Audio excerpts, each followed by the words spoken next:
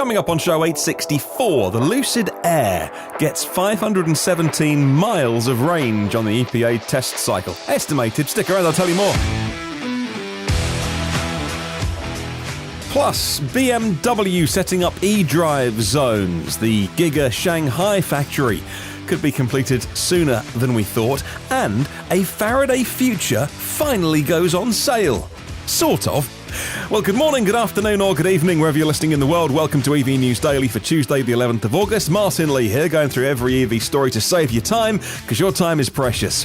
Well, our fourth E-Vroom Zoom call is going to be providing insight into how dealerships are being educated on playing an increasing role in the adoption of EVs. If you haven't heard of the E-Vroom Zoom calls, let me tell you more. It's something that the city of Cincinnati are organising. Trey, Woeste of the Beechmont Auto Group is going to be on this one, along with yours truly. I'll be co-hosting it on Thursday, 2 p.m. Eastern Time. Now, unlike a webinar, which is pretty passive, you sit there and you watch it, maybe a presentation, and then you go away.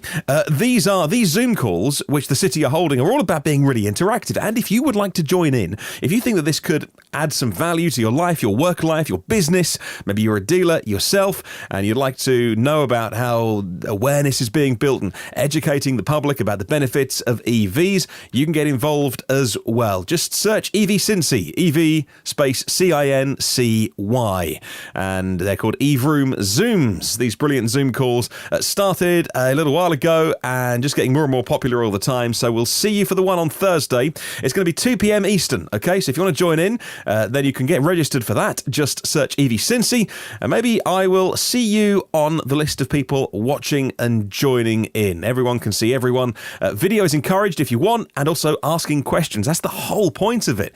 And talking about how we can move forward and educate buyers and customers. All right, this is huge news. Let's talk about the Lucid Air to begin with. Lucid are a company that I've talked about a few times recently on the podcast, mainly for how they are quietly getting on and diligently building their EV, the Air. It's a luxury sedan. It's a saloon, pretty low slung, 5 doors by the look of it. Maybe it's a 4-door with a hatch, but either way, this is definitely a car that, if you have it on the motorways and the highways, it's going to be able to just chew up mile after mile after mile. I've seen some videos that Lucid have made, actually, of them doing 400 miles each way on a single charge. Then recently, the teaser video that I talked about yesterday had a counter going up, and it stopped at 442. Well, today, we have an even better range figure for the Lucid Air. And as I mentioned at the start of the show, it is 517 miles. Not an official EPA rating, but it is the same way that the EPA ratings are done. It's an independent range test by FEV in North America. It's at Auburn Hills in Michigan, actually, at the tech center up there. And that's where they use the EPA procedures. So they're not trying to fake anything here for some cheap publicity. Look, even if it's in the right ballpark, that is incredible. 830 odd kilometers, isn't it? Something like that. 517 miles. When the EPA does their own testing, it will easily become, because the car, well, it depends when the car is out. Maybe it'll come after the Model S Plaid, and we'll see how many miles that does. But I mean, I'm not even sure the new Model S or the revised Model S is going to beat the Lucid Air. So 517 miles estimated EPA. The car could get even better before it's released. And then you've got to put some real world in, right? So the thing that I didn't see articles writing about today is they've got to factor in the real world. They've got to factor in the most people, not everybody, I know, many EV drivers drive their car between 20 and 80% of the battery. Not everyone, many do. Many people drive their EV in cold climates, and that can take a real hit on the battery.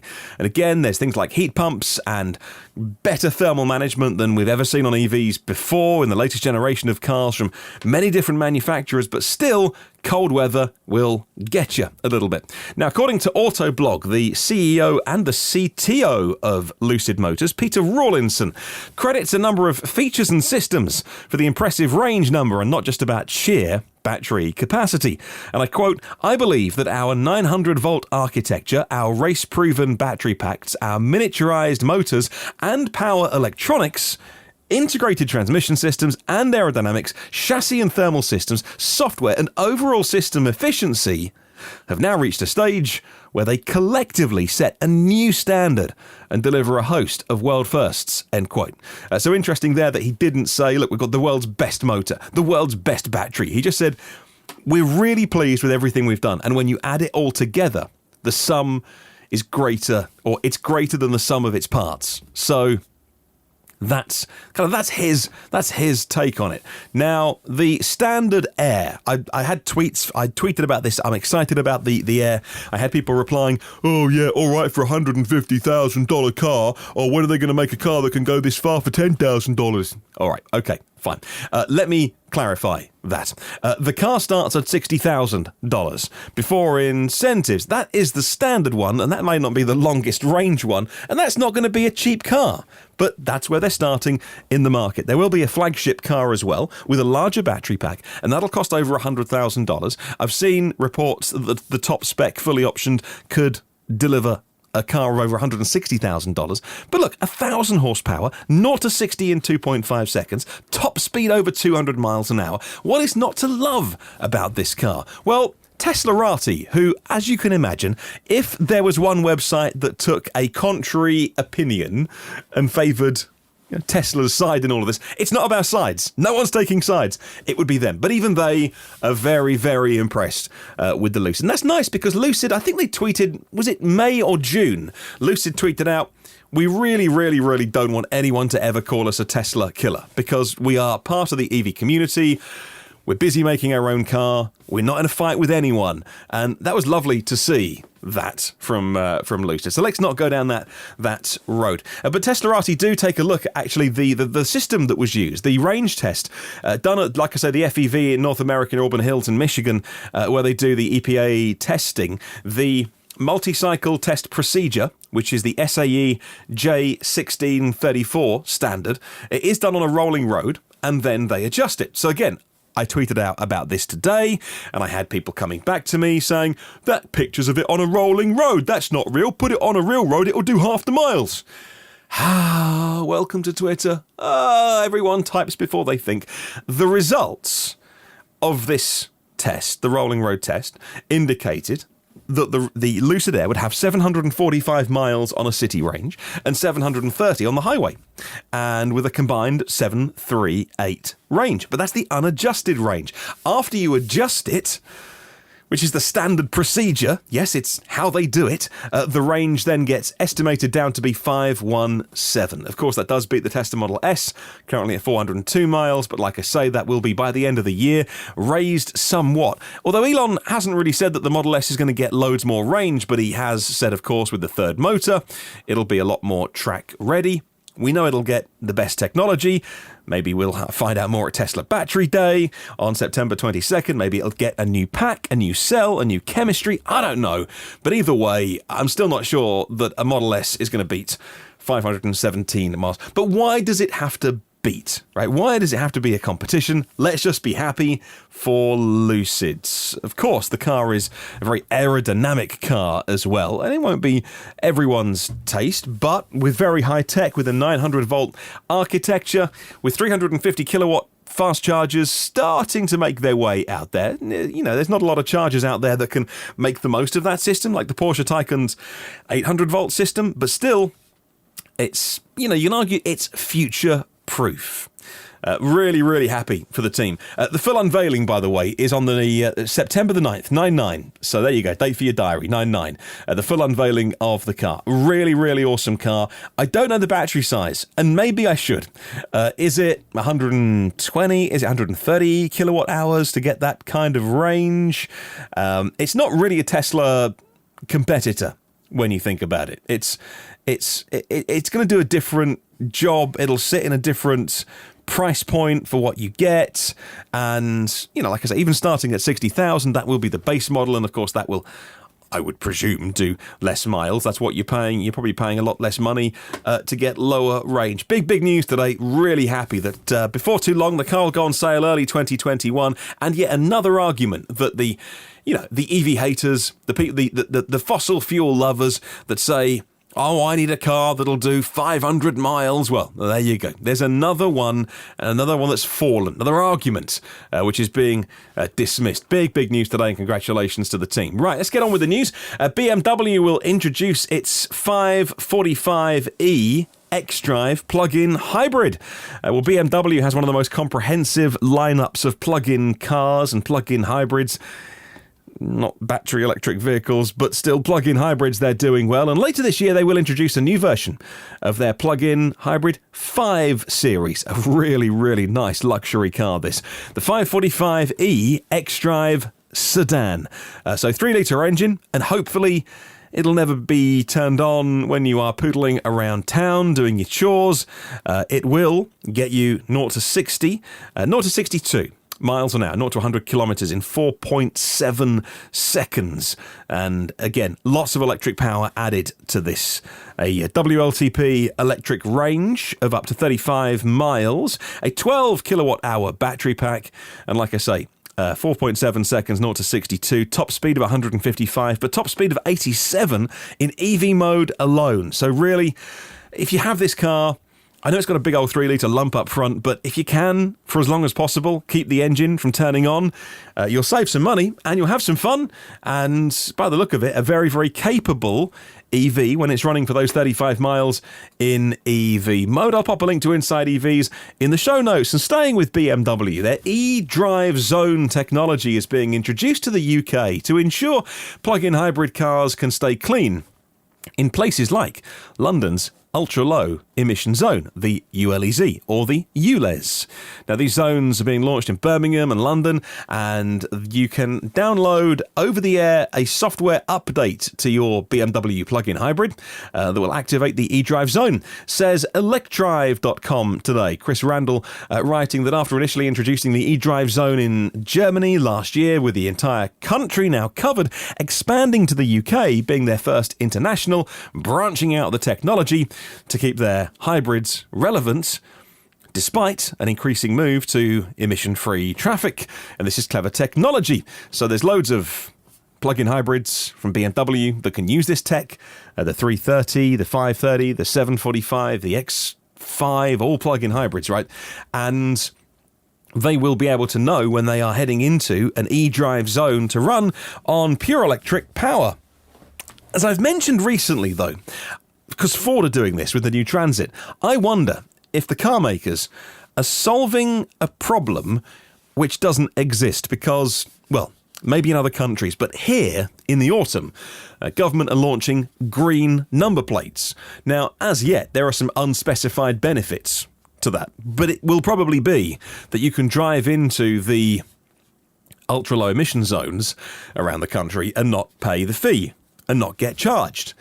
Anything with an engine, including range extenders, including plug-in hybrids, will not get green number plates. So whether or not you've got some fancy pants technology that senses you're entering a zone and turns off the engine, you're still going to be billed, if indeed that's one of the benefits of the green plates. And so I just think maybe regulation, for some reason the politicians, which are very slow, but maybe the regulators have taken 3 or 4 steps ahead and the car makers have done 1 or 2 steps, and all of a sudden, well, actually this is great tech, but it doesn't solve the problem. You need to be driving a full electric car to get the benefit of the green number plates. But as I say, that might not even be one of the benefits. It's a hypothetical at the moment.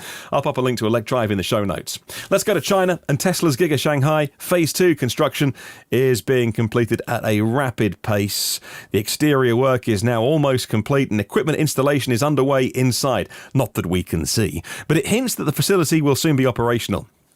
In a few months, the Made in China Model Y will be rolling out of those factory doors, says Tasmanian. The new drone video from Jason Yang on YouTube shows the colossal work done by the builders, and their work is quick. And it's amazing. The main buildings in Giga Shanghai are almost complete. Phase 2A. Some people call it Phase 2, Phase 3, Phase 2A. Known as Giga Shanghai's Model Y building. Looks like the exterior, the roof, the walls, everything around it looks done. You know, we can't see inside, but when you think back in February, this was a patch of dirt. It genuinely was. In March, we saw the sort of I'm going to call them stanchions, but like the big steel poles that rise out of the ground. In April, we saw the sort of framework of steel add the sides and the roof. And then in May, we saw the physical roof going on and making it weatherproof. Then in June, we saw some of the niceties around it. And then, like today, 11th of August, we see, only a few months on, we see what looks like they're doing the groundworks around it. Yeah, planting some shrubs, making it look pretty, polishing the plaque on the front. I mean, I'm exaggerating for effect. If only we could see inside it. Well, we'll wait for an update from Tesla on that. I'll pop a link to Tasmania in the show notes. So, Faraday Future. Oh, there's a name. You can actually buy a Faraday Future now, if you want to. They've yet to make a production vehicle. They came out of nowhere in 2015 with all sorts of promises. Oh, they were the latest Tesla killer. They were coming after the market and all that kind of stuff. Faraday Future did actually make some prototypes over the years, and one of them is now available on an auction site. This was the car which was able to do 0 to 60 in 2.3 seconds. They did Pikes Peak in it. It's very much a work in progress. Looking at the inside, the seats are bolted directly to the floor. All sorts of wires all over the place, big red kill switches because it's a prototype. Not much, a big screen, very big screen, turned off. Don't know if it works or not. No real dashboard to speak of, just some kind of carpet in front of you. But really, that's not the dash. And apart from that, well, a very, very dusty interior. A gear selection switch taken from a Tesla, a steering wheel taken from, I don't know what that is. But yeah, this is very much bare, limited fit and finish. This is not a car that you'll be driving every day, but I wonder who'll buy it. I'd love to know. Who buys this? Anyway, somebody that wants to know what Faraday Future were up to. I love this next story. I love any story about big orders of EVs. One of the UK's biggest fleet operators. They're called Openreach. They look after our internet connections. And of course, they have many thousands of engineers that need to travel the length and breadth of the country, making sure that we can all watch YouTube videos and complain about things on Twitter. They've just placed an order for 270 fully electric Vauxhall Vivaros and Corsa E cars. Now, their fleet is 27,000 vehicles, so they've got a way to go. They've just electrified, well, this order is for 1% of them, but it's a sign of intent, and we love these stories like this. Seoul in South Korea is next, and they're taking a half step towards vehicle electrification with a new plan to phase out disgusting dirty diesels from their public fleets by the middle of the decade in 2025, including mass transit. Writes Zach at Clean Technica.